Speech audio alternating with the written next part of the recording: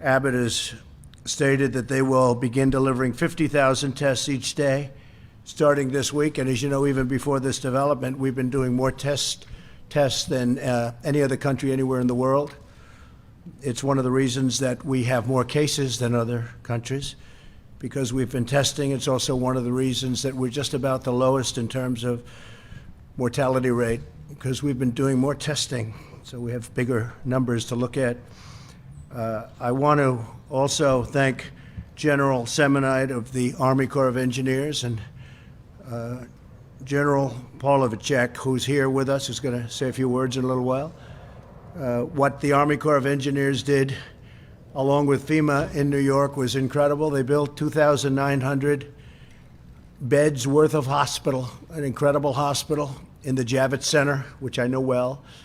And I just want to say that was unreal. They did it in less than 4 days. People have never seen anything like that. And it's an incredible, complex, top-of-the-line hospital. They did it so quickly. Everyone's trying to figure out how they did it, including me, and I was a good builder. But they did it very quickly, Mike, so we're very happy. So I want to thank Army Corps of Engineers, FEMA, the incredible job they have done. Now they're moving to other locations throughout the country where they already have people building hospitals. We're doing them in Louisiana and New Jersey, many other places. But these are incredible men and women, and they worked around the clock, and the people of New York are very happy. Governor Cuomo expressed his thanks, which we appreciate. But these are, there's nobody could have done a job like that. Most people have never seen anything like it. The deployment of rapid testing will vastly accelerate our ability to monitor, track, contain, and ultimately defeat the virus. We will defeat the virus. It will also allow us to test doctors, nurses, and other healthcare workers immediately and enable us to act quickly and aggressively to shut down the spread of the virus, so important in critical facilities like hospitals and nursing homes. And we will ensure that we can give cities and states the best information to guide local decision makers in making. I want to point out that the hydroxychloroquine is being administered to 1,100 patients, people in New York, along with the Z-Pak, which is azithromycin.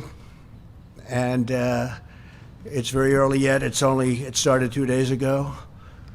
But we will see what happens. I want to thank Stephen Hahn, who's a great doctor, left one of the best jobs in our country running an incredible hospital in Texas.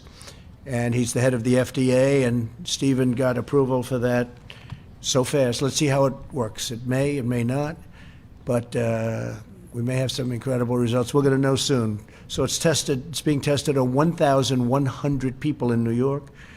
The FDA is also allowing the emergency use of a blood-related therapy called convalescent plasma as an experimental treatment for seriously ill patients. This treatment involves taking blood plasma from patients who have already recovered from the virus. So they're recovered, they're strong, something was good in them that worked. And so we take the plasma from those people that have recovered so well, meaning their plasma is rich in antibodies against the virus, and transfusing it into sick patients very, very, very powerfully. So sick patients will be transfused with the blood taken to boost their immune system. We'll see what happens. And we're having some early results that are good, but we will see. And that's going, I think, very rapidly. Again, we got approvals in really very quick time. We're also looking at an approval for the sterilization of masks. I kept saying to myself, I'd see some of the masks are very complex. We're delivering millions, by the way, millions. But I kept saying, why aren't they able to use that mask a second, third, fourth time? And Mike DeWine, the great governor of Ohio, called me. They have a company that is in the final process of getting approval for the sterilization of masks. And in some cases, depending on the mask, some of these masks are very, very strong, very powerful, very strong material.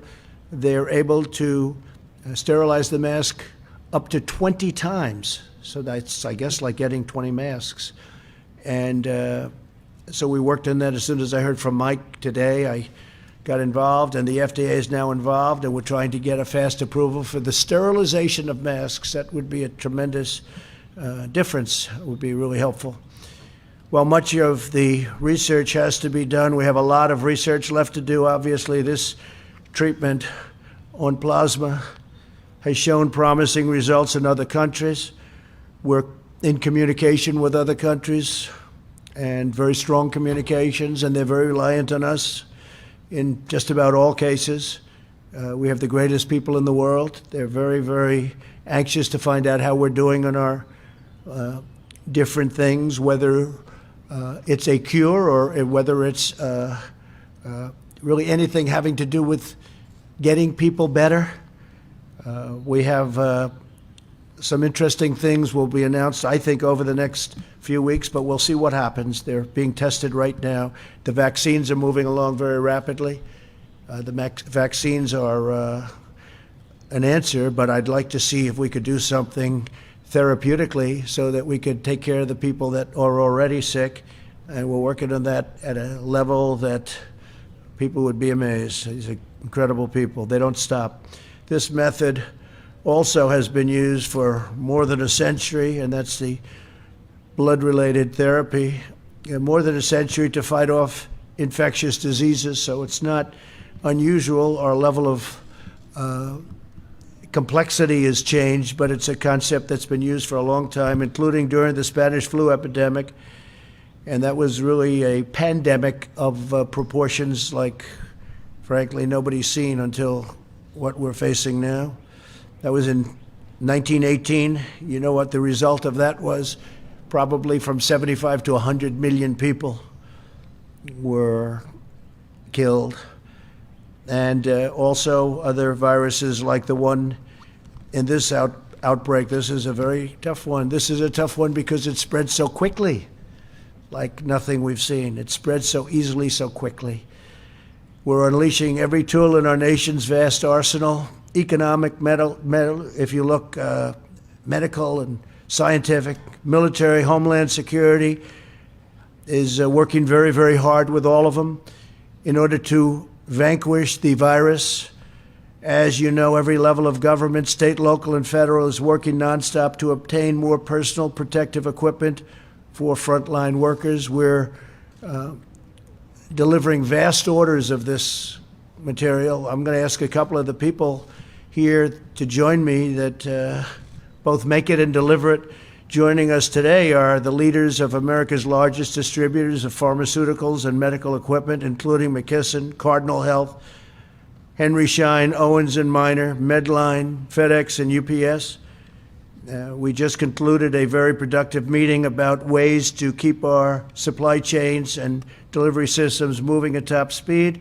And maybe I'd like to just ask for a couple of minutes for Mike Kaufman to come up, and maybe Ed Pesecca. Mike is with Cardinal, and Ed is Owen & Minor. But I appreciate, and if anybody else has anything, please come up. But if you could come up, Mike, for a second, and Ed for a second, just you could maybe say what you told me before when we had the meeting. Thank you. Thank you, Mr. President, and thanks for your leadership on this. Because of that leadership, we have really seen the government agencies working with industry like no time before. We've seen HHS, FEMA, the CDC work incredibly effectively with all of the distributors, and all of the distributors working together for the good of the people. And all of us have been so focused on making sure that we take care of our customers, because our customers are the ones that are taking care of the patients every day, and we need to do everything we can to make things good for them. And so it's been great to see how well all these government agencies have been coordinating together with us. Thank you. Thank you. Appreciate it. Thank you, Mr. President. Let me first start by thanking the administration for all the support you have provided to the industry. You know, one of the things we did hear the challenge, and starting in January, we've ramped up our production in the Americas, including our facility in North Carolina, where we are now manufacturing an additional 40 to 50 million masks per month to get into the U.S. healthcare system. And we talked a little bit about this in the pre-meeting. One of the issues we're struggling with is the demand increase. I used an anecdotal example of one hospital in New York that traditionally uses roughly 10 to 20,000 masks a week, are now using 200,000 to 300,000 masks a week. So you multiply that times the entire U.S., let alone the same demand outside of the U.S. That's part of the issue we're running into, is even with a significant ramp up in supply, there's still that demand that is much greater than that supply. Thank you very much. And I bring that up because when we discussed back in a room, we were in a conference room, very nice one actually, it's called the Cabinet Room. That statement was made that they've been delivering for years 10 to 20,000 masks. Okay, it's a New York hospital, it's packed all the time. How do you go from 10 to 20 to 300,000? 10 to 20,000 masks to 300,000, even though this is different. Something's going on, and you ought to look into it as reporters. Where are the masks going? Are they going out the back door? How do you go from 10,000 to 300,000? And we have that in a lot of different places. So somebody should probably look into that, because I just don't see from a practical standpoint how that's possible to go from that to that. And we have that happening in numerous places. Not to that extent. That was the highest number I've heard. That's the highest number you've seen, I would imagine, right? But this man makes them and delivers them to a lot of hospitals. He knows the system better than anybody, and I think you were more surprised than I was when you saw that number, so thank you very much. I hope I didn't get any of your clients in trouble, but it could be that they are in trouble. So they have to look at that in New York. FEMA is working with these companies to launch Project Airbridge to expedite the movement of critical supplies from other countries to the United States. The first flight arrived at JFK Airport, New York this morning, filled with 80 tons of personal protective equipment, including 130,000 N95 respirators. Those are the ones that we were talking about before. 1.8 million face masks and gowns, 10.3 million gloves, and many other things. Millions and millions of different items. FEMA has scheduled 19 additional flights and is adding more daily. We hope to have about 50 flights. We're going to have, I think, including the one that came in today, we're up at 51 flights with these massive planes from the different companies that were so nice to be here today. Would you like to say something on behalf? Please come up. Thank you.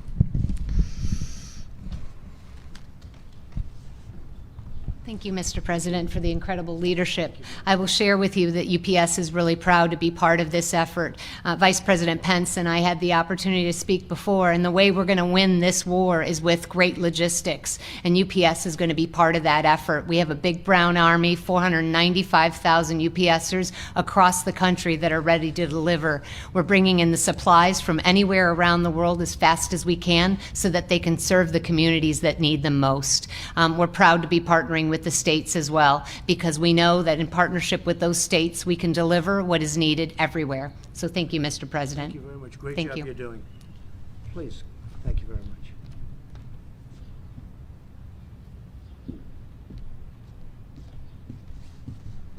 Thank you, Mr. President. I would certainly like to echo my colleagues' comments that the collaboration amongst many of the government agencies and the private market, the distributors represented here today, has been incredible, has been increasing and ramping up over the past weeks. Today's first delivery of Operation Airbridge, I think, is the first evidence that it's working. The 51 flights you referenced, we're excited about. We look to build upon that. So I would echo my thanks for your leadership, and certainly to the staffs for the terrific partnership and the commitment to protect the people we think about most often, which are the people on the front lines providing care.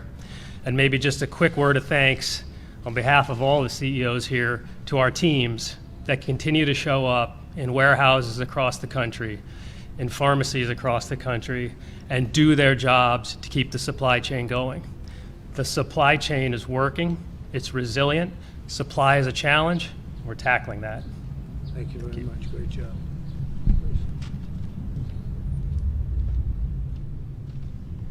Thank you. Thank you, Mr. President, and thanks to FEMA and HHS I think great leadership and is really working well.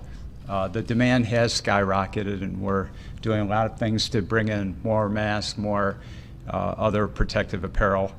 We are involved in reprocessing masks, and we've already started at about 100,000 masks per day, and we hope to expand from there. So we're quite optimistic about it. Yeah, Thank you. fantastic job.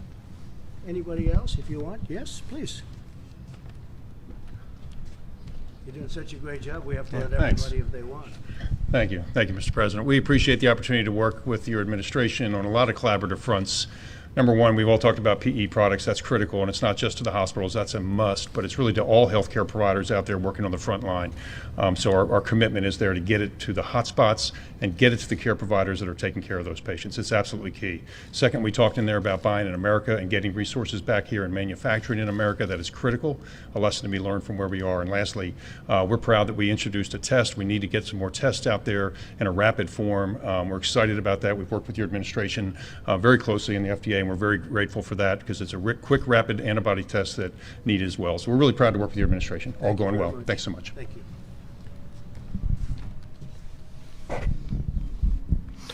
So thank you all very much and for the great job you're doing. It's really incredible, frankly. Many of the states are stocked up. Some of them don't admit it, but they have. We have sent just so much, so many things to them, and including ventilators. You know, there's a question as to hoarding of ventilators. Some hospitals and independent hospitals and some hospital chains, as we call them, they are holding ventilators. They don't want to let them up. We need them for certain areas where there's big problems. Can't hold them if they think there might be a problem weeks down the road. So we've delivered a lot, and this group has been really fantastic. We want to thank you. And UPS and FedEx, in particular, you've gone absolutely out of your way, so we appreciate everything you've done and delivered. The federal government continues to mobilize every resource to make sure our frontline doctors and nurses have the equipment needed to save American lives. Yesterday, I visited Naval Station Norfolk as the USNS Comfort departed for New York 3 weeks ahead of schedule, fully loaded with 12 operating rooms, 1,000 hospital beds, and hundreds of the best doctors, nurses, and medical professionals anywhere in the United States Navy, anywhere, frankly, in the United States. It was an incredible thing to see. Most of you saw that on television as it was leaving. It left literally 3 weeks early. It was under maintenance, and they got the maintenance done very quickly. They worked round the clock, as many of the people have, and it was a great sight. Additionally, two of the country's largest health insurers, Humana and Cigna, are announcing that they will waive copays, which is a big deal for anybody that understands insurance. They don't waive copays too easily, but we've asked them to do it, and they've done it. Coinsurance and deductibles for the coronavirus treatments to help ease the financial burden on American families during this pandemic. So they're waiving copays, coinsurance, and deductibles.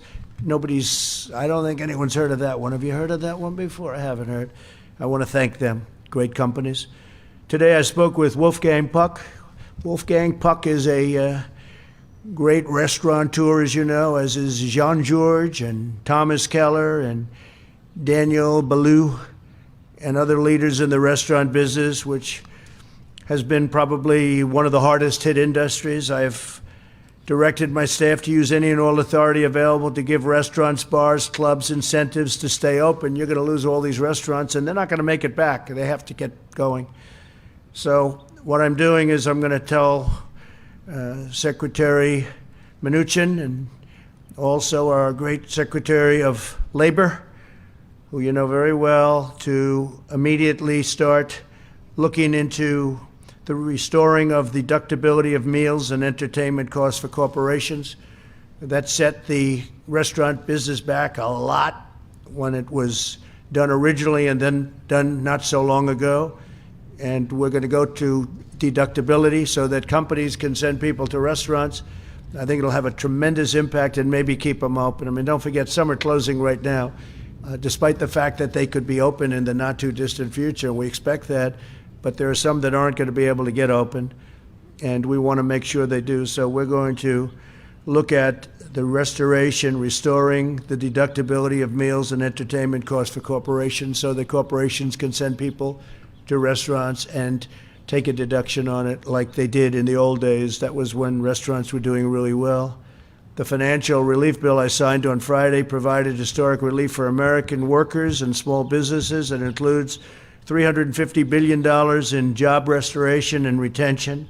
So if you look at job retention loans for small businesses, that's a big deal, with loan forgiveness available for businesses that continue paying the workers. So it's $350 billion. Job retention loans for small businesses with loan forgiveness available for businesses that continue paying workers. I mean, how about that? $300 billion in direct cash payments are being sent to every American citizen earning less than $99,000 per year, $3,400 for the typical family of four. So they'll be getting a check for $3,400 for the typical family of four. Approximately $250 billion in expanded unemployment benefits. Under this plan, the average worker who has lost his or her job will receive 100% of their salary for up to 4 full months. The bill provides for these unemployment checks to be delivered through the existing state unemployment systems, not us, state. And I was opposed to this method because many of the states have very antiquated computer systems that are 45 years old, and they're not prepared to handle this kind of distribution, this kind of money coming in so quickly. They're not set up for that, and I didn't want to do it, but our opponents wanted it, so we did it. And if they don't get their money fast, I'm going to ask that we convene the federal government, that we come back to Congress, and we'll do something where we take care of it, because we can take care of it very easily and quickly, and I said that. But a lot of these systems are so old and so antiquated at the state level that they're going to have the money, they're going to get the money very quickly, but they're not going to be able to distribute it. So remember what I said, and we will, if we have to, call Congress back or find some other way of delivery of the money. Throughout this great national struggle, the American people have embodied the unrivaled patriotism and willpower that has led America to conquer every challenge, every single one in our nation's history. More than 90% of Americans say they are staying home as much as possible, putting their lives, their careers, their educations, and their dreams on hold out of devotion to their fellow citizens and to their country. Social distancing, that's the way you win. These shared sacrifices are pulling our nation together like never before. Family bonds are strengthening. Neighbors are looking after neighbors. It's incredible. I'm seeing, you're seeing, everybody's seeing what's happening. Communities are rallying for the cause, and all divisions are fading away. The Americans of every background are uniting to help our nation in this hour of need. It's up to 151 countries. So when we say our nation and the world, when you think of it, 151 countries. Somebody said to me today that wasn't in this particular world, they didn't know that we had that many countries. 151 countries, that's something.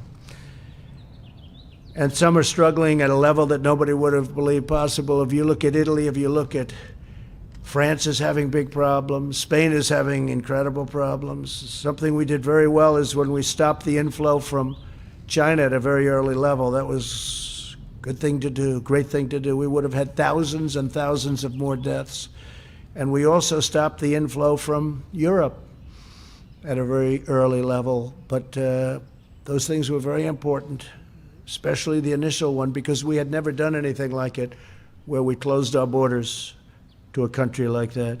The modeling put together by Dr. Birx and Dr. Fauci and our other top healthcare we have, and these people are amazing, the healthcare experts who in this country are the best in the world. They demonstrate that the mitigation measures we are putting in place may significantly reduce the number of new infections and ultimately the number of fatalities. I want the American people to know that your selfless, inspiring, and valiant efforts are saving countless lives. You are making the difference. The modeling estimates that the peak in death rate is likely to hit in 2 weeks. So, I'll say it again. The peak, the highest point of death rates, remember this, is likely to hit in 2 weeks. Nothing would be worse than declaring victory before the victory is won. That would be the greatest loss of all.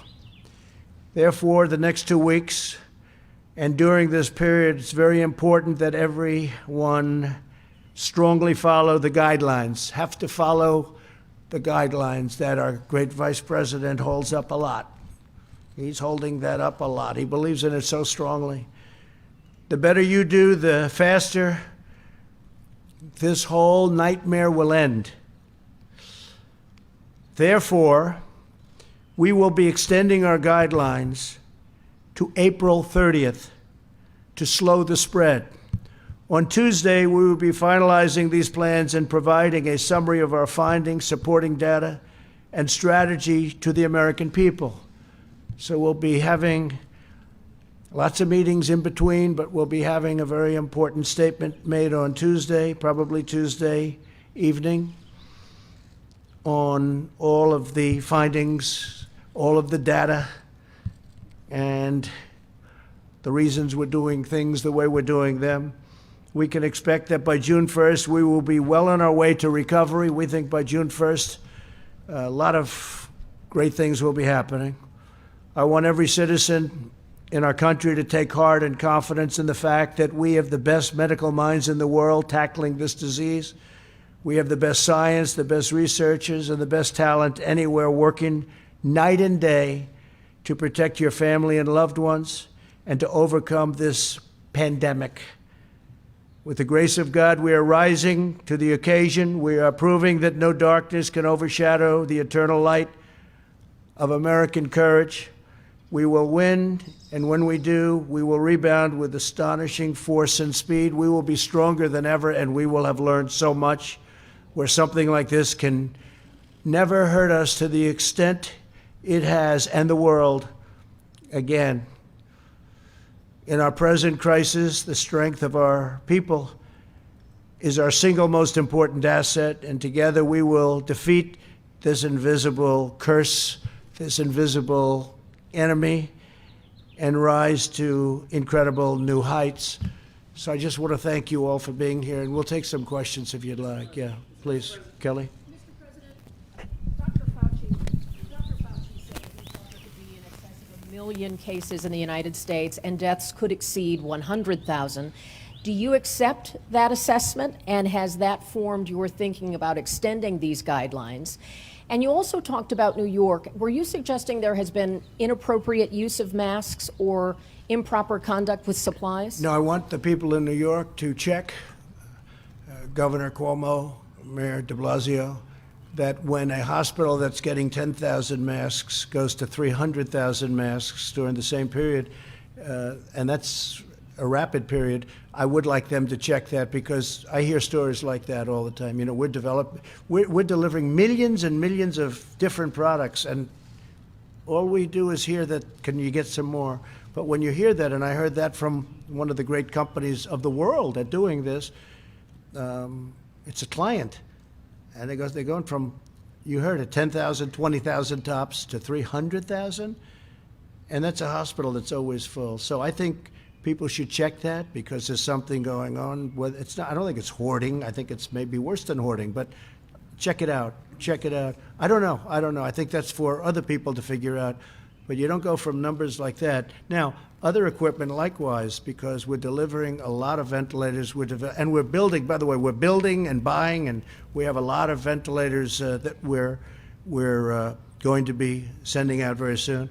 We also have right now in the stockpile almost 10,000 ventilators that we have to hold in case of emergency. We don't want them going out, and then Louisiana has a tremendous problem, which we now know they do. You know, all of a sudden it came very quickly. Louisiana was doing so fantastically well, then all of a sudden it was a big rash of cases. So we have to be prepared to move the ventilators. They're very important pieces of equipment. They're very expensive, and they're very complex. It's like building a car. You know, these are expensive, complicated, very complicated pieces of equipment.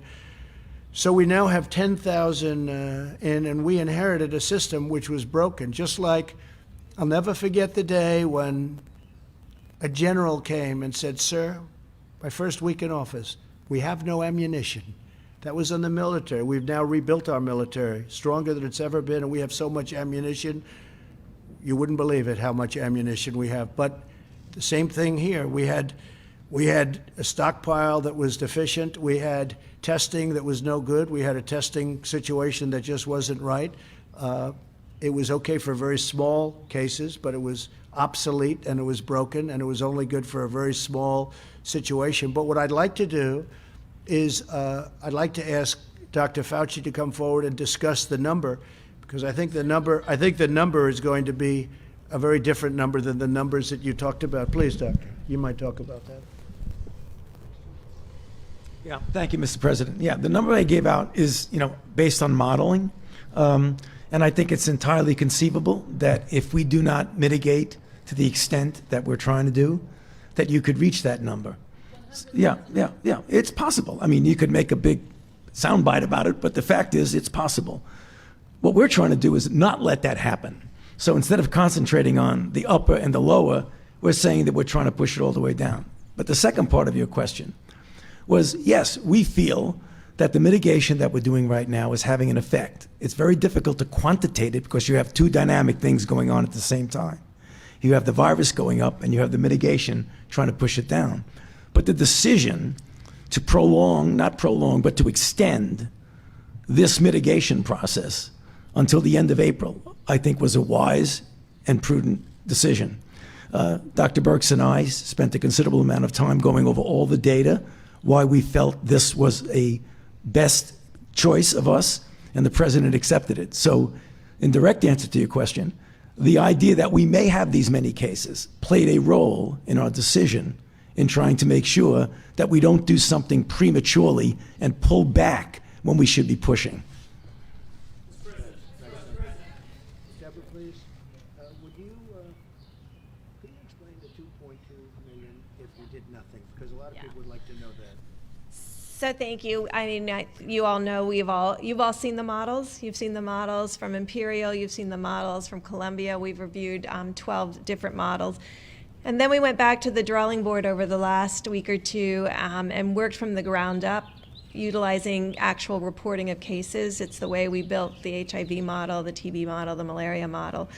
And when we finished, the other group that was working in parallel, which we didn't know about, HIME, and Chris Murray, ended up at the same numbers. So if you go on his website, you can see the concern that we had with the growing number of potential fatalities. All of the flu models predicted anywhere between 1.6 and 2.2 million fatalities if we didn't mitigate. I think you all knew those numbers. Some of them predicted half of the United States would get infected and have that level of mortality. So we've worked very hard together to really look at all of the impacts of the different mitigations that have been utilized around the world and use that evidence base to really bring that data and that evidence to the president to consider for extending, which is not a simple situation when you ask people to stay home for another 30 days. And so they have to know that we've really built this on scientific evidence and the potential to save really hundreds of thousands of American lives. And we know that's a huge sacrifice for everyone. We know it's a sacrifice for every mother and child and father who's also self-isolating. There are people that have to go out to work, and we know the compromises that they're making. But it's all to protect not only Americans, but the healthcare providers. The healthcare providers that are on the front lines, and you've seen them, and you've seen how difficult this has been. And so we're really working. There will be a comprehensive piece presented on Tuesday that really talks about not only diagnosing individuals, but also increasing our surveillance now that we have more test kits so that we can really stop and contain new infections. At the same time, we're really dedicating test kits still to the critical diagnosis so people can get the treatment that they want. And so that we can ensure as when people come to the hospital that they know that the nurses and the doctors and the equipment that they need will be there to serve them because together as Americans, we're going to bring down the number of infections so we don't have 2.2 million deaths or 1.6 million deaths, but really work very hard to keep this in the lowest numbers we possibly can. I just want to reiterate, because a lot of people have been asking, well, what would have happened if we did nothing? Did nothing. We just wrote it out. And I've been asking that question to Tony and Deborah, and they've been talking to me about it for a long time. Other people have been asking that question. And I think we got our most accurate study today, or certainly most comprehensive. Think of the number, 2.2, potentially 2.2 million people if we did nothing. If we didn't do the distancing, if we didn't do all of the things that we're doing.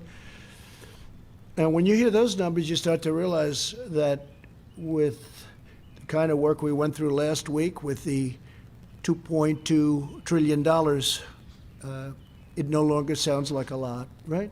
So you're talking about, when I heard the number today, first time I've heard that number, because I've been asking the same question that some people have been asking, I felt even better about what we did last week with the $2.2 trillion, because you're talking about a potential of up to 2.2 billion, and some people said it could even be higher than that. So you're talking about 2.2 million deaths, 2.2 million people from this. And so if we could hold that down, as we're saying, to 100,000, it's a horrible number. Maybe even less, but to 100,000. So we have between 100 and 200,000. We all together have done a very good job. But 2.2 up to 2.2 million deaths, and maybe even beyond that, I'm feeling very good about what we did last week. Yes, please, go ahead, please. President, given that you're announcing that you're extending these guidelines, was floating Easter a mistake, do you think? And No. Does this, you can tell us why, and It then... was just an aspiration. We actually will be hitting, potentially, this was with our meeting before, on Easter, we probably, well, that could be a peak. That could be a peak period. That could be the peak, sadly to say, that could be the peak number of deaths before it starts coming down. No, that was aspirational. We had an aspiration of Easter. But when you hear these kind of numbers and you hear the potential travesty, we don't want to do anything where, we don't want to have a spike up. We don't want to do it soon, and then all of a sudden you go down, you're coming down, and then you start going up again, because we discussed that can happen. And we don't want that to happen. We've gone through too much. So that was an aspirational number. I didn't say Easter. I said it would be a great thing if we could do it by Easter. And we know much more now than we knew 2-3 weeks ago. Easter should be the peak number, and it should start coming down, and hopefully very substantially from that point. Okay, thank you. Please. OAN. Jen Pellegrino with OAN. Yes. Thank you, sir. Mr. President, your approval ratings have been the highest they've ever been, as well as the ratings on your handling of the virus. Yet there are some networks that are saying they're debating whether or not to carry these briefings live. Do you think there's a link between the two? Well, I don't know. I know that, well, that's a nice question. Thank you very much. Yeah, I don't want high approval ratings for this. I wish we could have our old life back. We had the greatest economy that we've ever had, and we didn't have death. We didn't have this. We didn't have this horrible scourge, this plague, you call it whatever you want, the virus. But we're working very hard. That's all I know. I see things, I see numbers. They don't matter to me. What matters to me is that we have a victory over this thing as soon as possible. When you hear that 2.2 million people could have died if we didn't go through all of this, and now the number will be, a much lower number. Hopefully it's going to be the numbers that we're talking about. So I appreciate it very much. But, what I want is I want our life back again. I want our country back. I want the world back. I want the world to get rid of this. This, again, 151 countries. And we're going to do it. We're going to have a great victory. We're going to have a great victory. Go ahead, please. Sorry, buddy. Yeah, thanks. You mentioned it. I just want to make sure I was right. So Humana and Cigna are going to waive for all costs for anybody that's got the coronavirus. They're going to take care of everything? Well, that's what they said. I told you what they're going to take. Right. Copays in particular, that's a big deal. Insurance companies don't do that, and I appreciate it. Humana and Cigna. They should be getting a lot of credit for that. Will there be other companies? I don't Just know. those two? Well, or- those two are getting a lot of credit right now for it, and they should, because it's something that, it's a lot of money they're waiving. And so we thank them. Will there be other companies? I wouldn't be surprised. Are you There's calling great- on them to there's do it, great sir? spirit. I'll tell you what, yeah, I'd love to have them do it. Let them waive those copays. There's a great spirit in this country right now. I mean, I know insurance companies better than anybody. They just don't do that. But now there's a spirit like I have not seen. I have never seen anything like it. I mean, even the media is much more fair. I wouldn't say all of it, but that's okay. They should be fair because they should want this to end. This is about death. So I want to thank Cigna and Humana. Thank you. Will the federal government be reimbursing those insurance companies, or is this something they really are just doing out of their pocketbooks? They haven't asked for reimbursement, so I assume they're not. They said they're going to waive them. Waiving them doesn't mean we're going to waive them and get reimbursed, no. Okay. And second question for you, sir. First of the month is 3 days away. I know these cash payments are coming. Treasury Secretary Mnuchin said today about 3 weeks they should get there. For people that are worried about paying rent, I know mortgages through HUD is taken care of, but I'm just curious about rent. What should people be doing for the first of the Well, month? they're going to be getting the money. I will tell you, I think landlords are going to take it easy. We may put out a statement on that. I think a lot of people that are owed money are going to take it easy. They don't sort of have a choice. But a lot of concessions are made, just like the insurance companies. A lot of concessions are being made that wouldn't have even been thought of 3 weeks ago, not even thought of. So a lot of really positive things are happening. Please, behind you. Thank you, Mr. President. Yesterday, why did you publicly threaten quarantine on New York, New Jersey, parts I of didn't do Connecticut? that at all. Read the statement. Read the statement. Read what I said. I said we're going to look into possibly quarantine. I didn't say we're going to quarantine. I looked at it as a possibility because a lot of our professionals suggested quarantine. I said we're going to look at it. We then looked at it. You see? Who are you with, Bloomberg, right? I can't imagine that. Let me just tell you, I didn't threaten it. I don't go around threatening. What happened is people, professionals, very good professionals, love the idea of doing that because that's sort of the ultimate in distancing. You can't do. They didn't want New Yorkers where they're having a problem necessarily going down to Florida where they have less of a problem. So the concept of quarantine was thrown out to me. Really would love to do it. They would love to do it. And I thought it was too much to do because the people are doing a great job with it. Also, it's very hard to enforce. But Okay, by please, speaking thank about you. it publicly, by speaking about it publicly and letting it be known that it's a consideration, do you think that you maybe frightened some No, Americans? I think we and- made people aware to stay in your houses and do good. Now we did an advisory.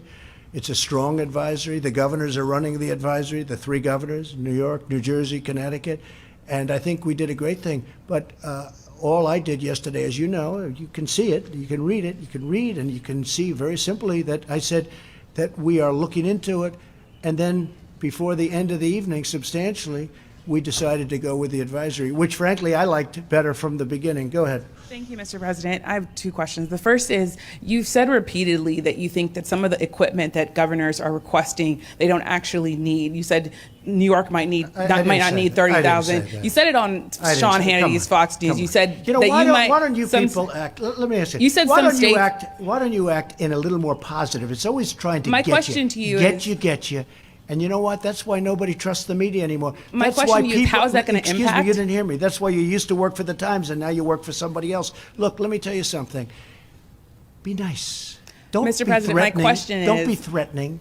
Be nice. Go My ahead. question is, how is that going to impact how you fill these orders for ventilators or for masks? Your not gonna views that impact. you're not going to, it's not going to We're impact you at producing all. tremendous numbers of ventilators. We're doing a great job on it. Mike Pence, our vice president, has headed up the task force, which has been incredible, the job they've done.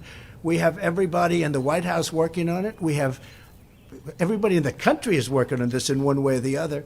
The fact is, we've done a great job of delivering. You've seen the biggest people in the business. I mean, there's nobody even close to this group of people. We had a meeting at 3 o'clock. It lasted for a long time. It was a great meeting with the generals and with everybody else, and they have done a fantastic job.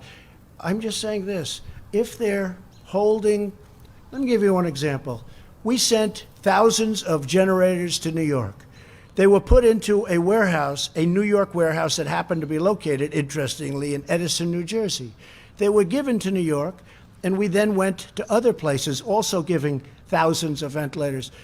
The people in New York never distributed the generators. We said, why didn't you distribute them? Now, you have to understand, they have New York people working in those warehouses. They knew they had them. So we said, why didn't you distribute them? I hope they've distributed them now, but maybe they didn't need them so badly. But just so you know, we're all, you, me, everybody, we're all on the same team.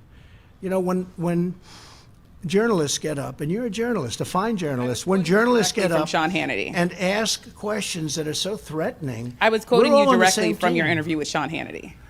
Take a look at my interview. What I want to do is, if there is something wrong, we have to get to the bottom of it. When I hear face masks go from 10,000 to 300,000, and they constantly need more, and the biggest man in the business is like shocked. He knows all about the virus, by the way. He's not surprised by that. He knows all about it. He shouldn't be surprised. He should say, well, that's standard, because this is really a very tough disease. This is really a very tough virus to handle. Okay, Mr. please, go President, ahead. Mr. President, my second Go ahead. question. My That's- second that's question enough. is. Thank you very much. Mr. President, my second Please, please. That's enough. That's enough. That's not fair to your other reporters. It's not fair. You had a long time, a long question. If we have time, I'll get back to you for your second question. Is that okay? All right. Thank you. I appreciate it. Thank you, Mr. President. Just to follow up on previous questions, you said that the peak will hit in 2 weeks. Well, we don't know that, but we think the peak will hit. You think it will hit in Right. 2 weeks? That is our Sure. two doctors here. Can you just share with us your understanding of how bad it will be so the American people will be prepared for it? Well, I can. I think I'll ask doctor and doctor. Maybe you could both come up and give your opinion on that, because that's really. And I have another question on Okay, Italy, please. please. Thank you. I mean, we have great concerns when you look at the model. As I told you, look at the Chris Murray model, where he shows a rapid escalation, and you can see it happening with the people we're losing every day throughout America. And you can see it going up, just like cases, and we're starting to lose people at the same rate. And we have deep concerns about that. And I think we're meeting and we've had calls with the clinicians, and that has been extraordinarily helpful. I think you're watching the alerts. I mean, we have a different population than Italy or Spain. And so because of that, our doctors and our nurses are getting information back really quickly so that they can talk to each other about how to really combat this. We're seeing things here that weren't reported in other countries. And so I really want to appreciate, I know doctors and nurses are going full out, but they're also taking the time and their 2 hours of sleep to write us about what could be happening when you see the cardiovascular disease and others. So in the model, and there's a large confidence interval.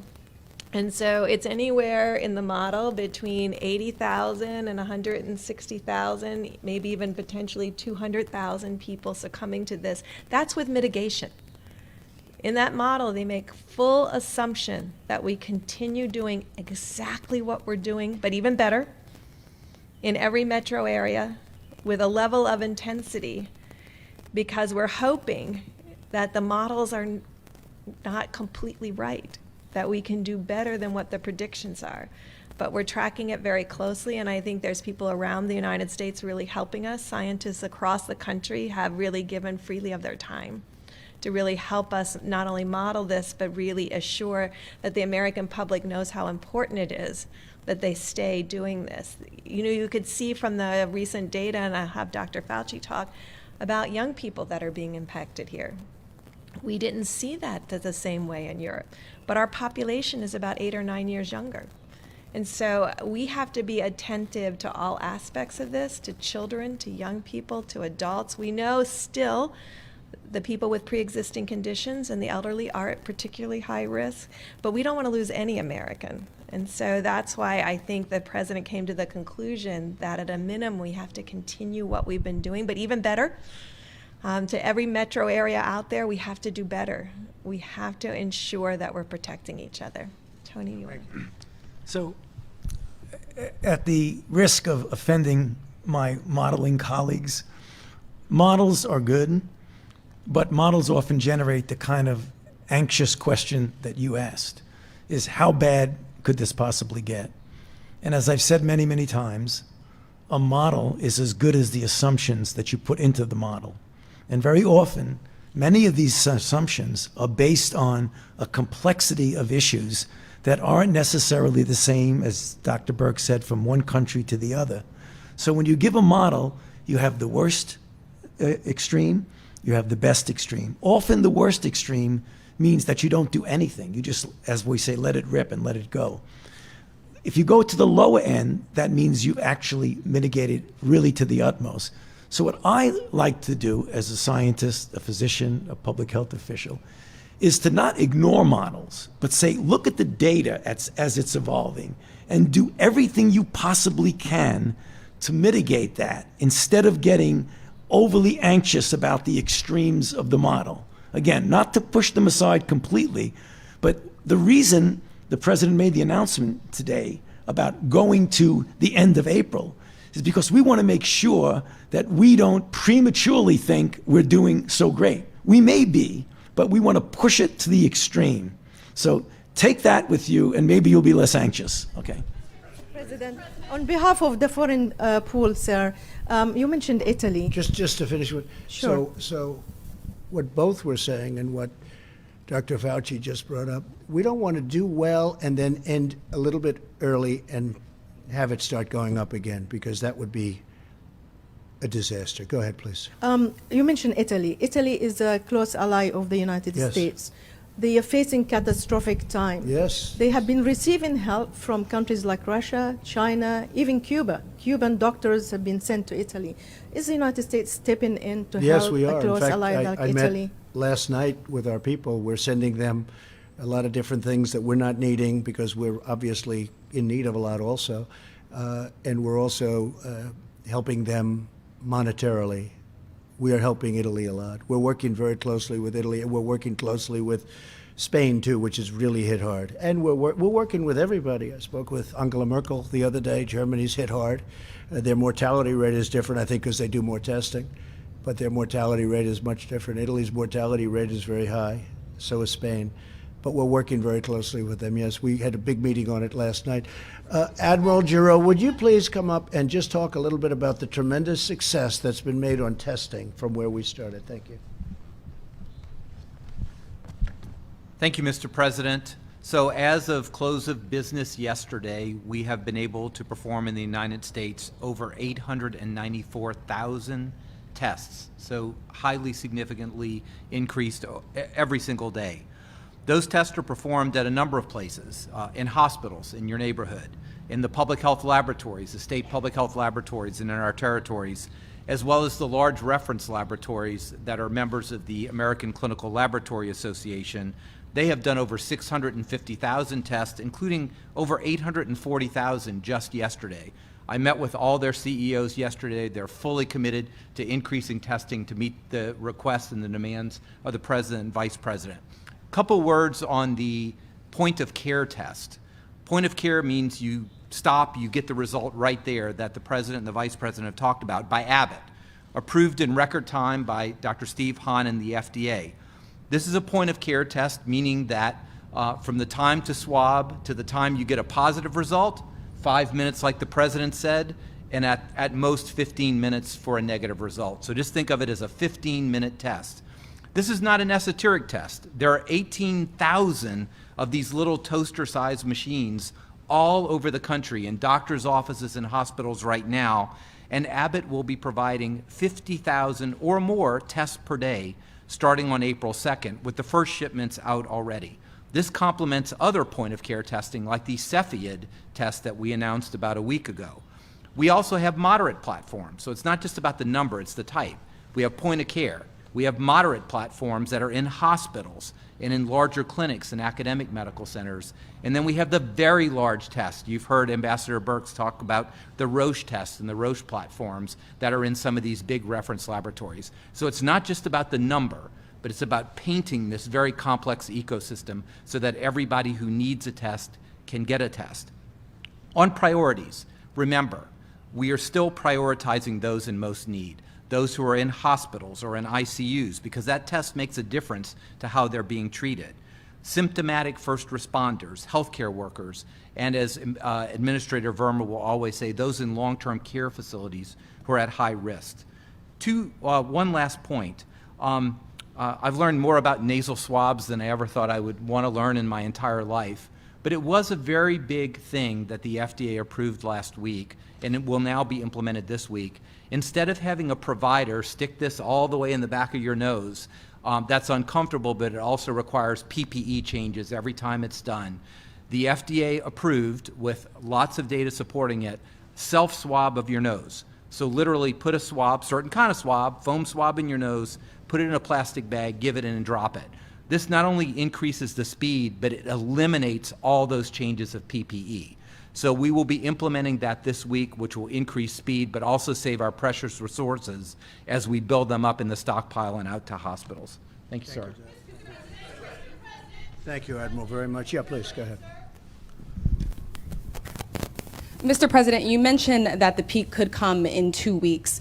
Can you ensure that everyone that needs a ventilator, every single patient that needs one, will get one? Will it get there in time? And my second question is, after invoking the Defense Production Act yesterday with GM, you said that there were a couple of problem children that may require using your authority again. What are those companies, and what aren't they meeting? Well, I don't have to tell you, because those companies have come into line. They're doing a great job. They're working very hard, 24 hours round the clock. So I don't want to give their names now, because they've been great. They've come into line. And by the way, General Motors is doing a fantastic job. I don't think we have to worry about General Motors now. They've really done a job. And what the Admiral said also, I think we can add this, Admiral, the reason we show more cases than anybody else in the world is we're doing more testing than anybody else in the world.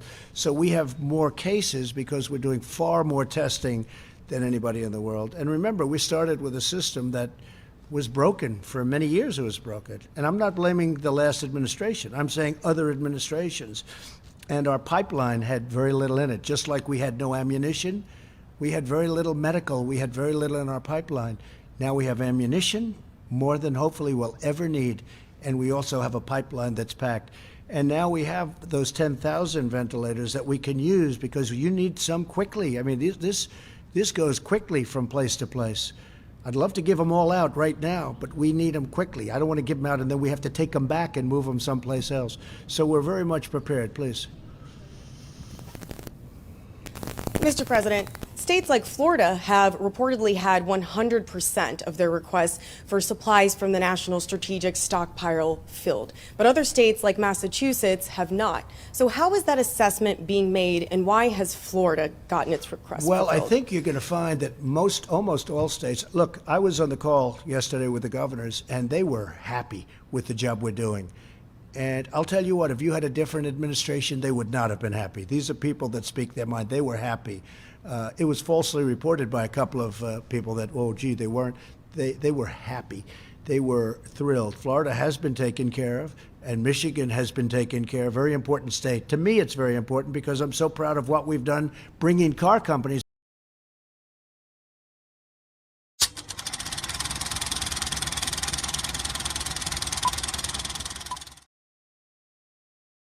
We're trying to get things to Massachusetts as rapidly as possible. But why has Florida received 100% of its requests compared to some other states? Is there a reason? Well, Florida, look, they're very aggressive in trying to get things, and they're doing a very good job. But I think I can say all of the governors are very committed. We're very committed. We're working together, and we're getting things out at a level that nobody's ever seen before. You can speak to FedEx, you can speak to UPS, they've never done anything like this, that what they're doing right now. And nobody in the world has been able to match what these great companies have been able to do. If we left that to government, it would have been a tough thing. We have mobilized private enterprise. We have mobilized the greatest companies in the world. And what's happening is incredible. And that includes Abbott, where Abbott comes out and all of a sudden, out of nowhere, comes up with this incredible test that simplifies everything and makes it so easy. So I think you're going to find most states are very happy. I'm dealing with the governor of Louisiana, John Bel Edwards. He's a Democrat, if that's what you're getting at. But I'm dealing with him very successfully. I think he's very happy. I think he's actually amazed at what he's been able to get. In fact, we were even forward thinking. I suggested we send additional ventilators and other things. We're building a hospital in Louisiana, very importantly. We're building hospitals in New Jersey. Governor Murphy of New Jersey is a terrific guy, and frankly, he wants, he's got a pretty hot spot right there, right next to New York. and we're doing hospitals, we're doing ventilators, we're getting a lot to Governor Murphy. That's New Jersey. May I ask- Last night I Okay. spoke to the governor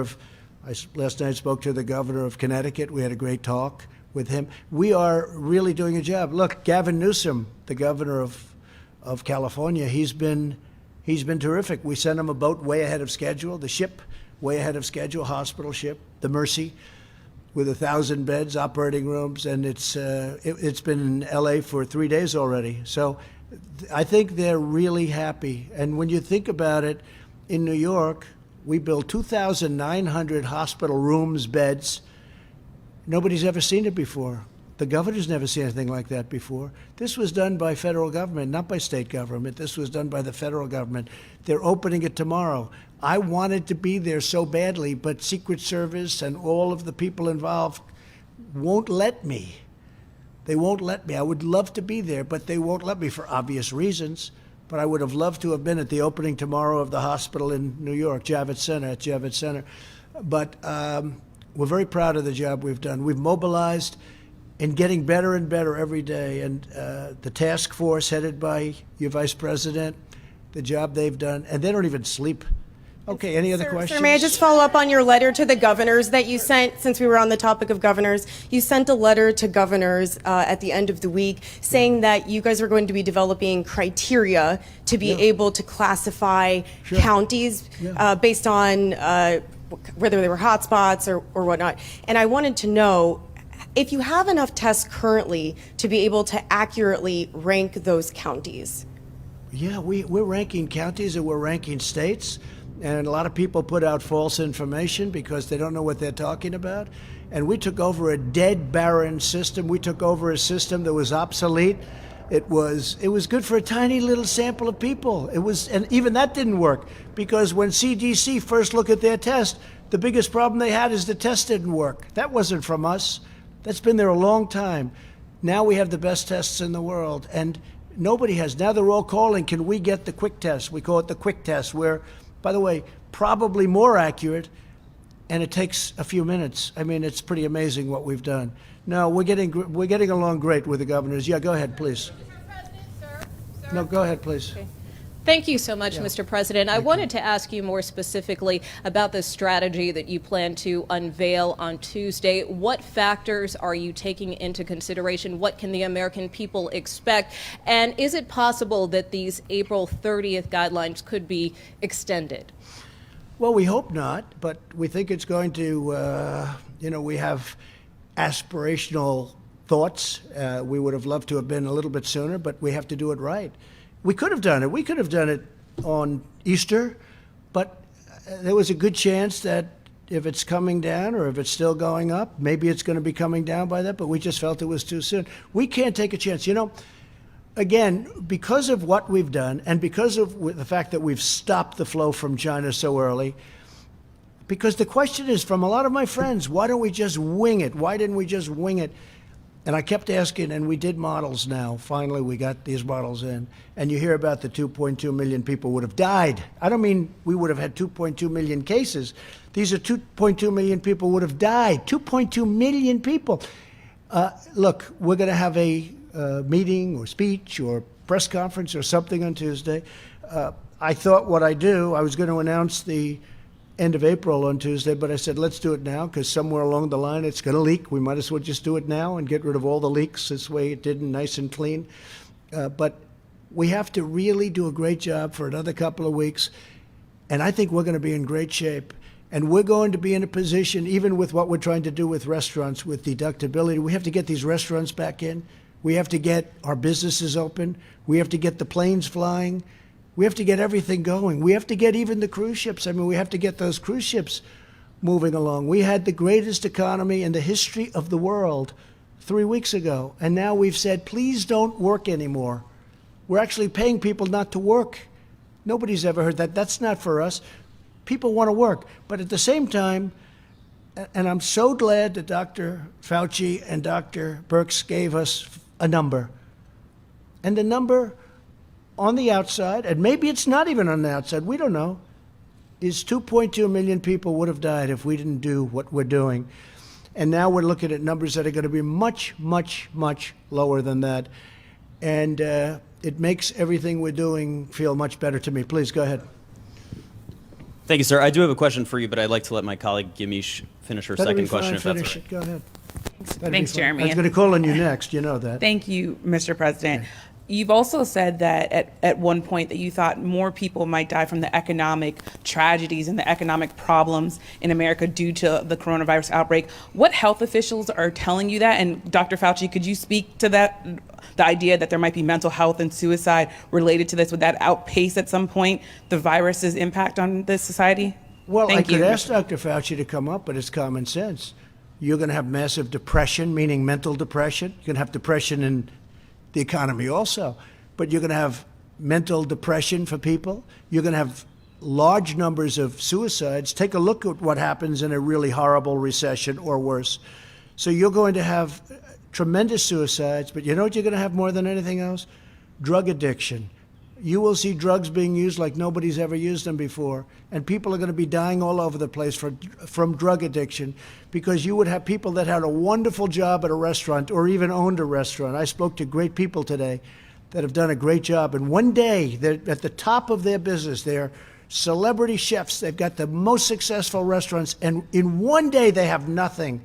They've gotten wiped out one day from our enemy, this invisible, horrible scourge. So when you ask me that, it's so easy to figure that. I mean, massive drug use, massive depression, mental depression, massive numbers of suicide. Anxiety causes, disease, they say. A lot of people, you're going to have tremendous. And hopefully we're not going to have that, because hopefully by what we're doing, we get the best of both worlds. We don't have 2.2 million deaths. We have a number that's much less, much, much less. And at the same time, we get our country running again. Please. Thank you. Thank you, Mr. President. You were next. He was very nice in doing it, though, nevertheless. Go ahead. Thank you, Which sir. is unusual for CNN. Two quick questions. First of all, during this 30-day additional period, do you anticipate at all relaxing those restrictions by region during these additional 30 days? I don't think or so. No? It's a great question, actually. I don't think so. And I asked that the same. I said, how about Nebraska? How about Idaho? How about Iowa? And you know what? Those people are so great, the whole Midwest. I don't think they want to be in that position, actually. And probably, I was given a pretty strong look by these two people. They said, we don't like that idea. So, we're relying on them. They're the best in their profession, and they didn't like the idea. And secondly, sir, I want to ask you about And some we comment- could do it, but I don't think it would be good. Thank you, sir. I'd also like to ask you about some comments you made on Friday. You were talking about governors of different states, and you said, I want them to be appreciative. You also said, if they don't treat you right, But I didn't say don't that. call. I didn't These are say direct, that. No, it's direct such quotes, sir. Excuse me. Ready? Take a look at what I said. I want them to be appreciative of me, okay? And then you cut it off because it's fake news. You and CNN. of your Listen, administration, just absolutely. Please, let me just finish. You just said it again, and the answer's a lie. That I could your read you statement your is a full lie. comments, let, sir, Let me if just that say, would look, be easier. your statement and your response and your answer is a lie, because here's the story. You ready? I said, I want you to be appreciative of me, and then you go on, and then I go on, and you cut it off. But it says You said, because I when want you're them not, to be appreciative. I don't want them to say things that aren't true. I want them to be appreciative. We've done a great job. And I'm not talking about me. I'm talking about Mike Pence, the task force. I'm talking about Thank FEMA, you. the Army Corps of Engineers. Thank you. But then you went on to say, if they don't treat you right, I don't call. He's a different type of person, I don't you call. said, referring to No, the I vice don't president. call. No, I don't call the governor of Well, Washington why in now. this time of- But Mike Pence calls, and the head of FEMA calls. I don't stop them. Did I ever ask you to do anything negative, Mike, to Washington, the state of Washington? Michigan, I love that state. That's one of my favorite places in the whole world, Michigan. And I'm so proud of what's happened with the auto industry. It's coming back to Michigan. No, I don't have to call, because I'm probably better off not, because he's a failed presidential candidate. He's a nasty person. I don't like the governor of Washington. So you know who calls? I get Mike Pence to call. I get the head of FEMA to call. I get the admiral to call. But what you didn't say, see, you started it off, and you talked about, I have to be appreciated. But then, when you read the rest, it said, because if you don't appreciate, you're not respecting these incredible people, the two admirals, you're not appreciating FEMA and the Army Corps of Engineers, who built 2,900 beds in 3.5 days, and you're not appreciating all of the work that's been done, and you're not appreciating these incredible people from private enterprise that are delivering things in numbers that nobody's ever seen. See, and that's why people aren't watching CNN very much anymore. That's why they don't like it. That's why your ratings are no good. Because you, even after knowing the truth for days now, you bring up the old lie. Read the rest of your question, the rest of your statement, you didn't put in. You have to put that in.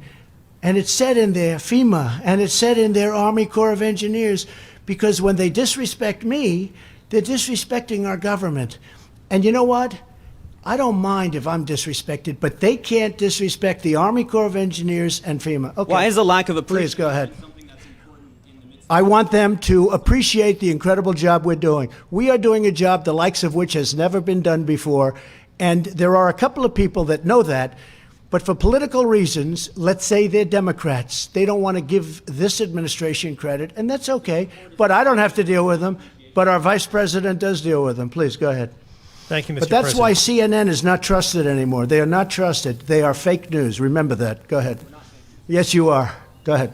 Thank you, Mr. President. I wanted to ask you about the extension of the CDC guidelines you've announced today through the end of next month. And of course, you know that there have been shelter-in-place orders that have been imposed by governors and mayors all throughout the country.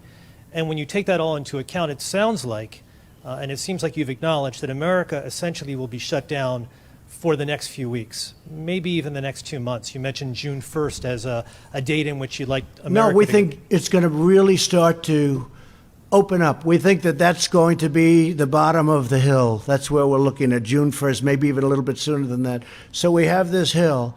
If we did nothing, the hill would have been up here. We did a lot. We did just about maximum. And we got lucky because we stopped China from coming in, and then later on we stopped Europe from... We got lucky. We got very lucky.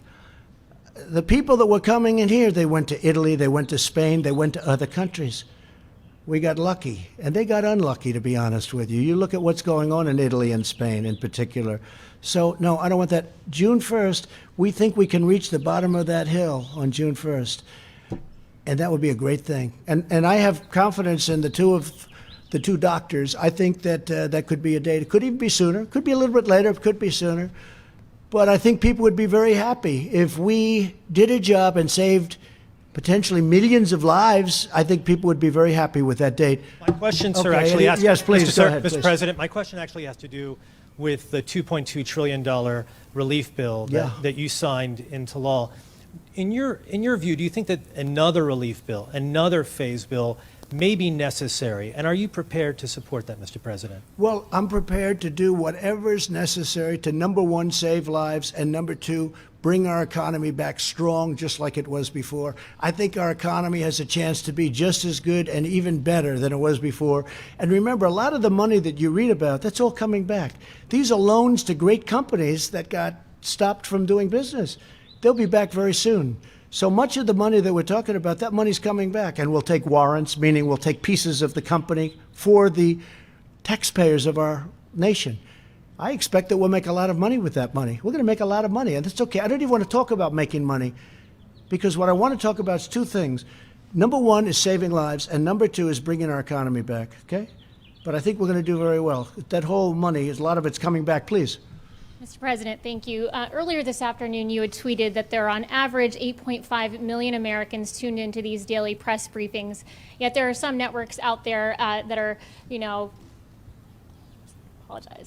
concerned about taking these briefings. No, I know exactly what you're saying. No, I've read that. What do you say to Well, these I've read that detractors? CNN doesn't want to cover them. I've read that, except they can't help them because the ratings are so high.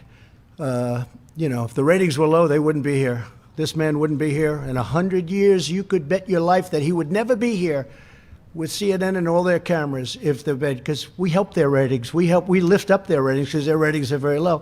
But for the most part, I haven't heard that. I will say the Washington Post has a drive on not to go to the President of the United States news conference because, frankly, so many people are watching. We're getting the word out. We're getting the accurate word out. And a lot of people are happy about it, and a lot of people aren't. But they should be happy. When I have the general, when I have Seema, and when I have Tony, And when I have our incredible, these are all like people that have become big stars, okay? But they've done a great job. But Deborah has done a fantastic, all of these people, they don't want to be stars. You know what they want? They want to win. They want to win the battle against the virus. They've been fighting this stuff their whole life. Between Ebola and swine flu and, I don't know, I'm not sure I'd love your life, but that's what you like, right? That's what they do. They fight disease. And you know what? There's nobody that does it better. But I think the American public, ultimately, they should be the decider. It's like, if they don't want to watch, they shouldn't watch. And we shouldn't have bigger ratings than The Bachelor, or, as the New York Times said, we have Monday Night Football type ratings. Now, I didn't say that. I have no idea what they are, in a sense, but I know that the Times, they say it's all the news that's fit to print. I say it's all the news that's not fit to print, because I think they are not honest people. But that's okay. But they can't help it. But even they said that the ratings are like Monday Night Football ratings, and that these are like Bachelor finale. That's their end. When the big deal happened, I have no idea what happened because I'm too busy working on this. Somebody will tell me what happened. So, no, I think it's terrible. When they don't want the President of the United States to have a voice, you're not talking about democracy any longer. Please. Thank you very much.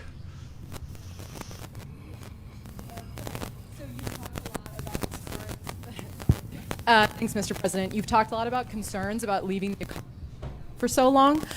Was there any dissent from your top economic advisors in your decision to leave the guidelines in place until the end of April? No, and this is before we heard the 2.2 million people. I mean, we had a lot of people who were saying, maybe we shouldn't do anything, just ride it. They say ride it like a cowboy. Just ride it, ride that sucker right through. That's where the 2.2 million people come in.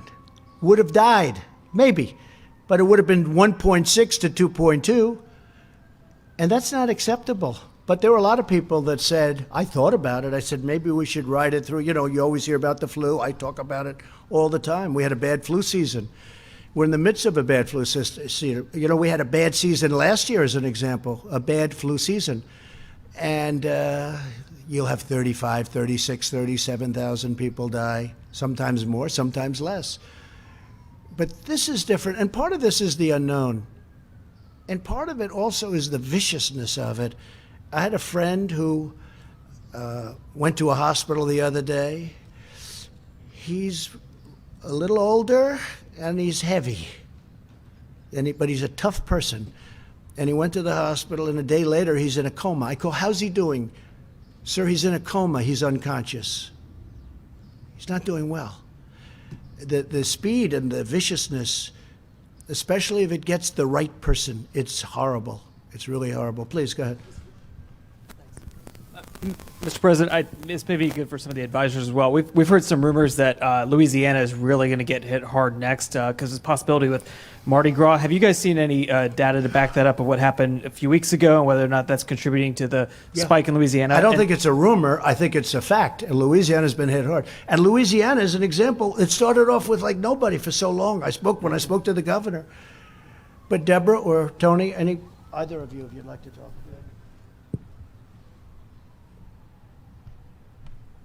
You know, I think you heard us talk about a week ago that we were very worried about the numbers and how they were increasing in Louisiana, how they were increasing in Cook County, how they were increasing in Dearborn and Detroit. And I think those are areas that we're still watching very carefully. And like the President said, when people get this virus, some people do very poorly. And when certain metro areas get exposed to the virus, we see this really very rapid expansion of the virus. We think it may have been circulating there for a couple of weeks. I don't like to look backwards. I only like to look forwards, and really we are putting all of our effort into ensuring that the people of New Orleans, the people of the Detroit region, frankly the people of New York, I mean some of the fastest growing counties are not New York itself, New York City. When you look at it per 100,000, it's Rockland, it's Bergen. So I mean, all of these places are people that have transited through cities, and that's why we really did want the travel advisory, just to really warn people to watch out for their own health, to really take their temperatures. And so it can go from 50, 100, 500 cases, and the next thing you know, it's 2,000, it's 4,000, it's 10,000. And because it then gets across all communities, people get very sick. You know, you made the comment about New Orleans. This can happen anywhere, and that's really one of the issues that we're concerned about and why we were so reluctant to pull back at a time when we need to put our foot on the gas as opposed to on the brake. And as what Dr. Berg said, this is exactly what you see. There are a number of communities, cities, states, what have you out there, in which they're trickling along like that. Don't get complacent about that, because that's exactly the way the virus works. It goes like this, then like this, and then it goes up like that. That's exactly what happened in New Orleans. That's what happened in a terrible way with New York. That's what we're trying to avoid in multiple locations throughout the country. So we shouldn't take any solace when we see low levels in different states, different cities, different areas, because they're very vulnerable to an explosion. And Mr. President, last question for me, sir. Just real quick, I asked the Vice President a week ago, and I think we talked about it last week as well. You took the test that first time, I remember that, and I think you took it last week, Mr. Vice President. Have you had a chance to take it again? Does it get easier the second time around? Is it, I mean, do you feel, Well, how are you feeling? Yeah. I think I'm waiting for that little 45-minute test. I sort of like that, or now it's down to 5 minutes, I understand. But no, I haven't, but I think I will take it again if it's appropriate. I don't feel there's any symptoms. I don't notice, have you noticed any sniffles? Nothing, right? So far I haven't felt that way, but you know, there was a big, strong point made originally, I think it still holds. Take the test if you need it, if you have the symptoms. If you don't take it. That's put out by the professionals, so, you know, I don't have it, but I would take it. I just wanted to say one thing also about what Tony had mentioned. So I grew up in Queens, New York, and right next to a place called Elmhurst, Queens. And they have a hospital that's a very good hospital, Elmhurst Hospital, right? I've known it. I've known where it is. I can tell you the color on the outside, the size of the windows. I mean, I know it very well, right? I was near my community where I lived. And I've been watching that for the last week on television.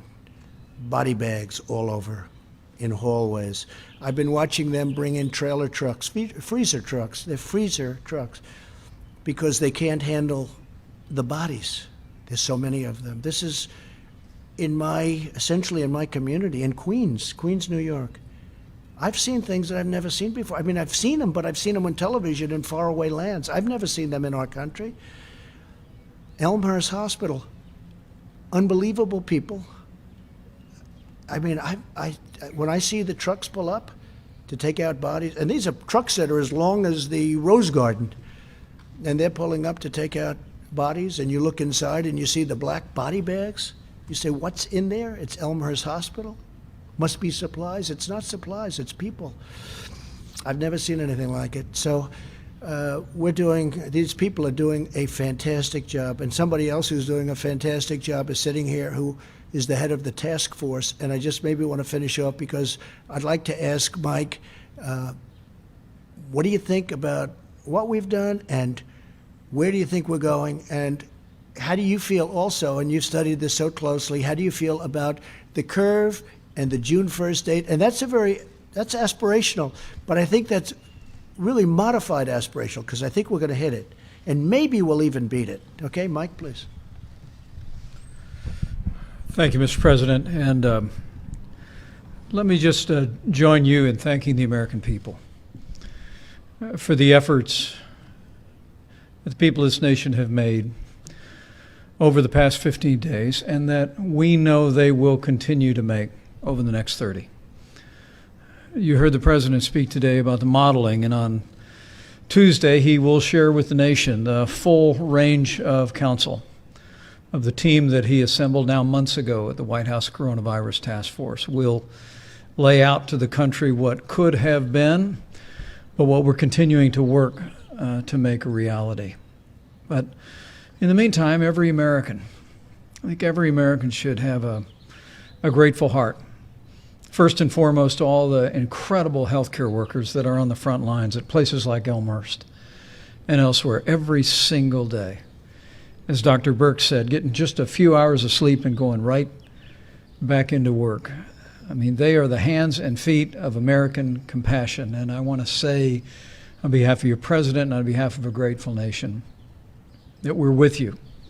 We're going to continue to work tirelessly with these outstanding leaders at FEMA to make sure that you have the protective equipment to be able to do your job safely and go home to your family. We're going to continue to work with these incredible distributors. Literally, the aircraft that landed at JFK this morning is the first of 51 aircraft that are going to be coming in from around the world, and it's all headed to support our healthcare workers and people that are on the front lines. But also, Mr. President, I want to say thank you to American businesses whose generosity is shining forth every day. The two insurance companies that you mentioned have waived co-pays and are providing full coronavirus coverage to Americans for the full treatment that people that are enduring this virus are experiencing. But American businesses like those so well represented here are stepping up every day with what the president likes to call a spirit, the likes of which we haven't seen for quite a while in this country. And it's truly inspiring. I also want to join your words about this team that you've assembled, not only the healthcare team, the extraordinary team at FEMA and HHS, but all of our partners at the state and local level and the work that they're doing. Mr. President, when you tapped me to do this 5 weeks ago, you said, I want a full partnership with our states. I want to make sure the federal government is there working with our governors and all the local health officials, and to all of you who are managing your states, to all of you that are implementing those healthcare policies on the local level, you have our admiration and our commitment to continue to be with you. And I think what the president laid out today, while it is, I'm sure, for many Americans that were hoping we would be with this sooner, there may be a modest sense of frustration and disappointment. But what I hear, speaking to these healthcare experts, is that there is light at the end of the tunnel. And that as the American people continue to put into practice the president's coronavirus guidelines for America, as each one of us continues to do our part, social distancing, avoiding groups of more than 10, using a drive-through at local restaurants, avoiding unnecessary travel, as every American continues to listen to your state and local leaders, to heed that domestic travel advisory that the CDC issued on Saturday night. We're going to hasten the day that we get to the other side of this, as the president said, and that we truly do believe that while there are challenges in the weeks ahead, there is hope. That as every American continues to put these guidelines into practice, as every single one of us continues to do our part, that we'll get through this. I mean, when the American people know how tall the hill is, Mr. President, we've never failed to get over it, and then some. And I think with your leadership, with this extraordinary team that you've assembled, with the great leadership that we have at state and local levels, the partnership with American businesses, and the can-do spirit of the American people, we'll get through this, and we'll get through this together. Thank you. Thank you, Mike. Thank you very much, Mike. So I just want to end by saying that we're all in this together, all of us. I have never seen anything like it. The unity, the esprit de corps, the spirit, I've never seen anything like it. It's a beautiful thing to watch. Unfortunately, the enemy is death. It's death. A lot of people are dying. So it's very unpleasant. It's a very unpleasant thing to go through. But the level of competence, the level of caring, the level of love, I just think it's brilliant. And it's possibly happening in other countries. Possibly, I don't know. I can't speak to other countries, but I can speak to the United States of America. And I've said it before, and I'll say it again. I am very proud to be your president.